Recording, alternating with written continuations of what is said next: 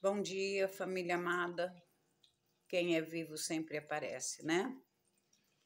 Estou de volta, dando continuidade nos nossos estudos e que a paz de nosso Senhor Jesus Cristo esteja em cada coração e em cada lar e no nosso planeta Terra, né?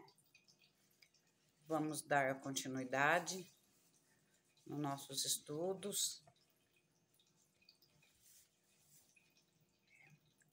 A ciência, quanto a isso, de acordo com Moisés, coloca o homem, por último, na ordem da criação dos seres vivos.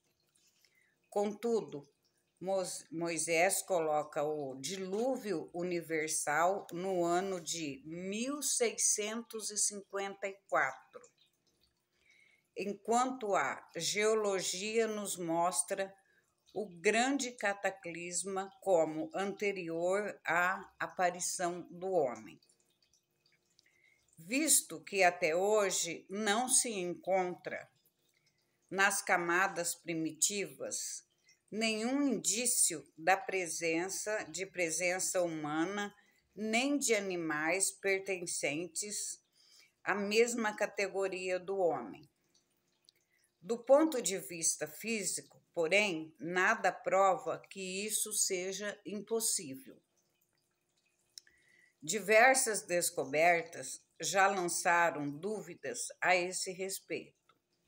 Portanto, pode ser que, de uma hora para outra, se adquira a certeza material dessa anterioridade da raça humana. E, então, reconhecer-se-á que, nesse ponto como em outros, o texto bíblico é uma figura.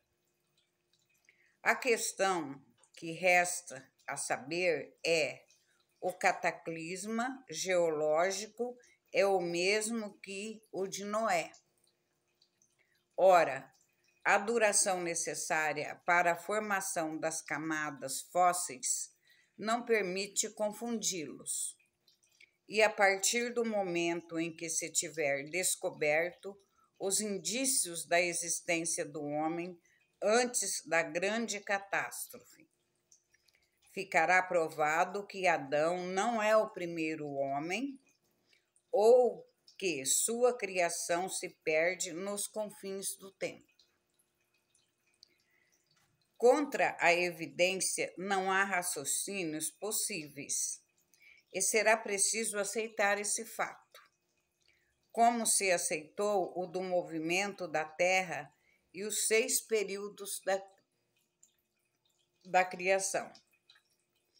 A existência do homem antes do dilúvio geológico é, na verdade, ainda hipotética, mas não nos parece ser tanto assim, admitindo-se que o homem tenha surgido pela primeira vez sobre a Terra há 4.000 anos antes de Cristo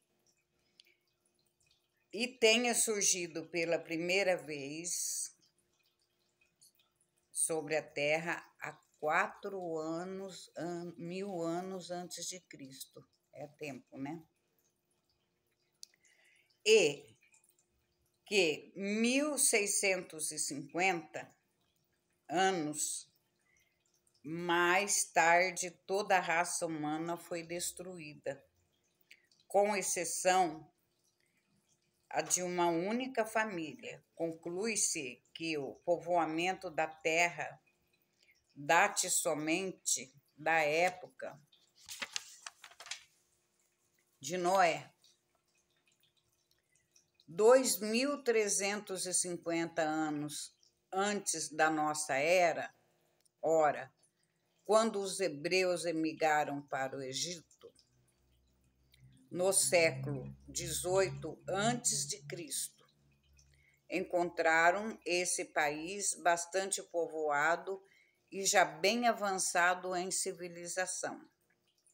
A história prova que, nessa época, as Índias e outras regiões eram igualmente prósperas, mesmo sem levar em conta a cronologia de certos povos, que remonta a uma época bem mais remota. Teria sido necessário que, do século 24 antes de Cristo ao século 18 antes de Cristo, ou seja, no espaço de 600 anos, não somente a posteridade de um único homem tivesse podido povoar todas as imensas regiões então conhecidas, supondo-se que as outras não o fossem, mas que, nesse curto intervalo, a espécie humana tivesse podido elevar-se da ignorância absoluta do estado primitivo ao mais alto grau de desenvolvimento intelectual, o que contraria todas as leis antropológicas. A diversidade das raças vem ainda reforçar essa opinião. O clima e os hábitos produzem, sem dúvida, modificações nas características físicas, mas sabe-se até onde pode ir a influência dessas causas. E, além disso, o exame fisiológico prova haver, entre certas raças, diferentes estruturais mais profundas que aquelas produzidas pelo clima. O cruzamento das raças produz os tipos intermediários. Ele tende a apagar as características extremas, mas não os produz, apenas cria variedades. Ora, para que tenha ocorrido o cruzamento de raças, seria necessário que houvesse raças distintas. Como explicar a existência delas, atribuindo-se-lhes um tronco comum e, sobretudo, tão próximo? Como admitir que, em alguns séculos, certos descendentes de Noé tivessem se transformado a ponto de produzir a raça etíope? Por exemplo, tal metamorfose não é mais admissível do que a hipótese de um tronco comum para o lobo e a ovelha, o elefante e o pulgão, a ave e o peixe. Ainda uma vez, nada pode prevalecer contra a evidência dos fatos.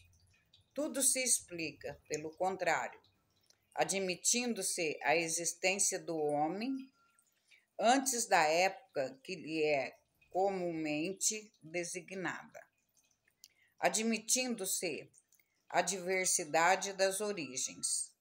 Adão, como alguém que viveu há 6.000 anos e povoou uma região ainda desabitada. O dilúvio de Noé, como uma catástrofe parcial confundida com o cataclisma geológico, levando-se em conta, enfim, a forma alegórica característica do estilo oriental, que se encontra nos livros sagrados de todos os povos. Por isso é prudente não acusar tão levianamente de falsas as doutrinas que podem, cedo ou tarde, e como outras vezes, oferecer provas de sua autenticidade àqueles que as combatem. As ideias religiosas, longe de perderem algo, engrandecem-se quando caminham ao lado da ciência. É o único meio de não mostrar ao ceticismo um lado vulnerável. Bom, eu acho que metamorfose, todos sabem o que é, né? Metamorfose é a transformação. O lagarto, por exemplo, a borboleta vem do lagarto.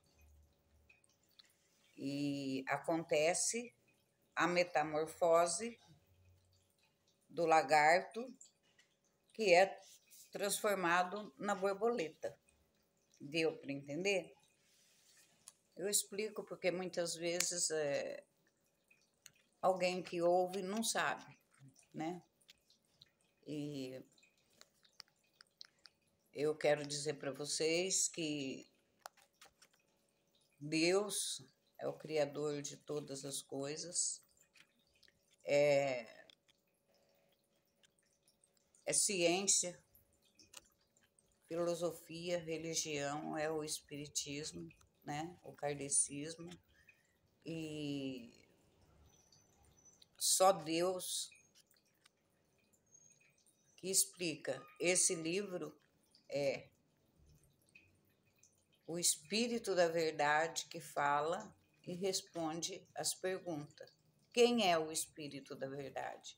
O Espírito Santo de Deus, né? Então, vamos fazer uma prece, né? Porque estudamos agora, vamos fazer uma prece para o nosso final de semana, para a nossa paz, para a nossa harmonia, não é? Vamos orar agora, fechando nossos olhos, pensando em Jesus e orando o Salmo 23. O Senhor é nosso pastor e nada nos faltará. Deitar-nos faz em verdes pastos, guia-nos mansamente às águas tranquilas. Refrigera nossa alma, guia-nos pela vereda da justiça por amor do seu nome. Ainda que andássemos pelo vale da sombra da morte, não temeríamos mal algum, porque o Senhor está conosco. A sua vara e o seu cajado nos consolam. Preparas uma mesa perante nós, na presença dos nossos inimigos. Unges a nossa cabeça com óleo, o nosso cálice transborda.